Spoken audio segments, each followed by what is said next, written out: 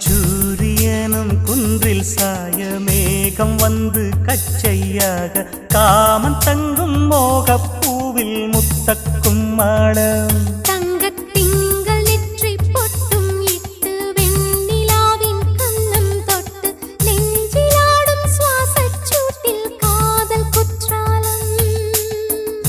தேன் தெளிக்கும் தென்றலாய் நின்னருகில் வந்து நான் சேலை நதி ஓரமாய் நீந்தி விளையாடவா நாளும் மின்னல் கொஞ்சம் தாழம் பூவை சொல்லி